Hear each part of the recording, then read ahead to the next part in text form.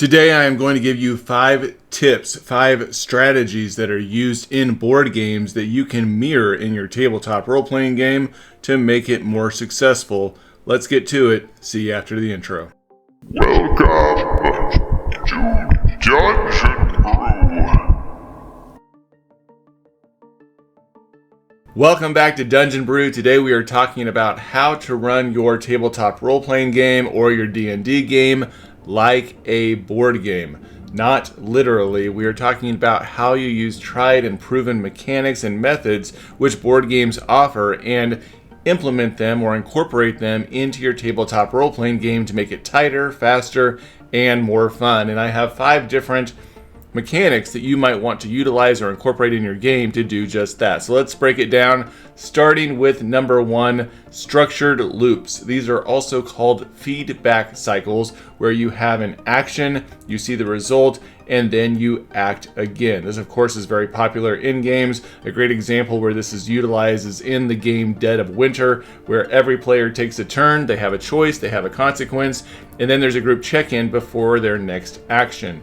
The way that I like to utilize this is by thinking about the tabletop role-playing game in 45-minute narrative loops, give or take 15 minutes depending on if there's combat involved, and looking at each loop where there is a situation, a decision, and a visible result that is taking place. It could be a chase, it could be a mystery reveal, it could be a chaotic bar fight. Whatever the case is, you're offering something up, having a solution, and then you're moving on to the next piece, so there's regular movement throughout the game and you're not spending the entire session just trying to accomplish one thing. Number 2 is having a win condition, making sure that the session has a win condition overall. Good board games always point towards something, and players need to know what it's pointing towards and what success looks like. While having a sandbox world or an open world to explore can be fun, you don't want your players just roaming around aimlessly without anything to accomplish. There has to be some sort of win condition. A really good example of this comes out of the board game Mansions of Madness, where players investigate a mystery, and while the path may change, the end goal is always clear. They're either trying to survive, escape, or solve. You want to do something similar within your tabletop role-playing game. So every session, give it a target. It doesn't have to be a full story arc. It could be reaching the summit alive. It could be saving the child. It could be just trying to reveal who the spy is. They may fail in doing that, but they should never wonder what it is that they're trying to do. Number 3 is change mechanics. Change your mechanics to keep your players sharp. Every board game that I played recently does this really well, where it's rotating the type of interaction that the game is demanding from the players, and a good session is going to do the same. I was thinking about highlighting the Game of Thrones board game, which does this really well, but I actually want to highlight Eldritch Horror. This is a game that forces players to shift between exploration, combat, resource management, and a mythos phase. In each one of those phases, change what is going to be important. And I think you want to do the same thing in your tabletop role-playing game. You want to rotate your spotlight, so to speak. So start with negotiation, and then move to a chase, and then a puzzle, and then maybe there's some downtime that's followed by combat. You don't want one play style to dominate your entire session. You want to make your players adapt and keep them on their toes, which is going to keep them engaged in the game that they're playing.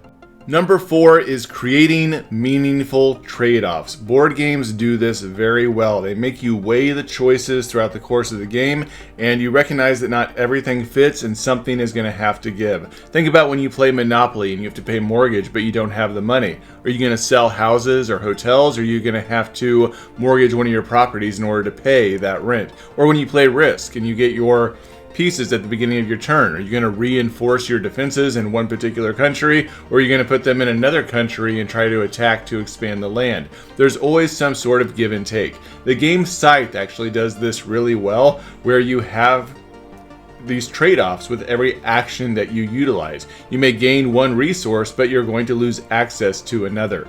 In your tabletop role-playing game, you want to do this exact same thing. You want to force hard choices. Saving one town might doom another. If I delay the ritual, then my enemy may grow stronger because I'm not taking action. Look at every element, whether it's time or energy or the risk, as currency and see how you can utilize that to have a meaningful trade-off that the players have to make a choice about. And number 5, last but not least, is building shared pressure systems. This is probably one of the most important mechanics that you can incorporate within your tabletop role-playing game to keep it on track. There's actually many board games that incorporate this rule, which is essentially one person's mistake can impact the entire group. And having that pressure in the game is very important. A great game that actually does this is called The Crew. It's a cooperative game where every failed move can impact the team's mission and them actually accomplishing what they want to do. So do this in your tabletop role-playing game as well. Track party suspicion in the city, have reputation, have a shared pool of rations or influence. Let one person's misstep potentially bring heat from a faction, and it now impacts the entire group. So if your rogue is in a store and they steal something and that item goes missing, you now have the entire group that is accomplices to this crime. These types of systems keep everyone engaged, and it prevents your lone wolf from acting out on their own. So no, I do not want you to turn your tabletop role-playing game into Monopoly, but there is a reason why great board games keep tables focused and energized. They manage the pace and the tension and choices really well, and that's what you want your D&D table or your tabletop role-playing game table to do as well. So let me know, how have you used game logic in your tabletop role-playing game? Leave me a comment, and in the meantime, hit that bell, hit the subscribe button, and check out our Patreon where we have resources for game masters like you. Talk to y'all next time. Dungeon Brew.